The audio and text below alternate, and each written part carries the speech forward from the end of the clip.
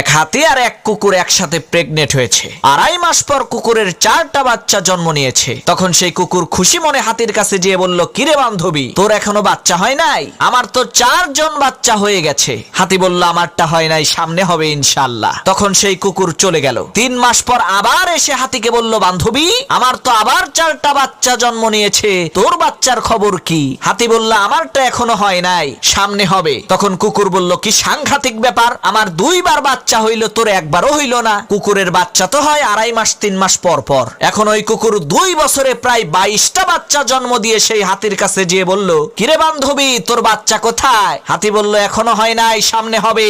তখন সেই কুকুর রাগান্বিত কণ্ঠে বলে উঠল, আরে রাগ তোর, সামনে হবে, সামনে হবে। আমার আজ তো 2টা ফুটবল খেলার টিম হয়ে গেছে, আর তোর এখনো একটাই হয় না। আমাকে সত্যি করে বলতো, তুই কি আসলেও প্রেগনেন্ট? তখন সেই হাতি কুকুরকে বলল, বান্ধবী শোনো, আমার পেট থেকে যেটা বের হবে সেটা কুত্তা না, সেটা হাতি।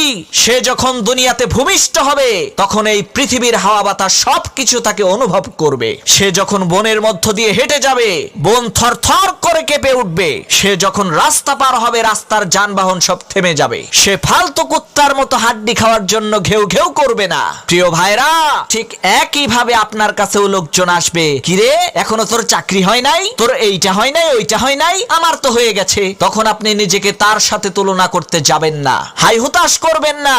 বলে দেবেন, আমারটা কুত্তার বাচ্চা না যে 2 মাসেই হয়ে যাবে, আমারটা হাতির বাচ্চা, হইতে একটু সময় লাগবে, ওয়েট কর, সামনে দেখতে পাবি।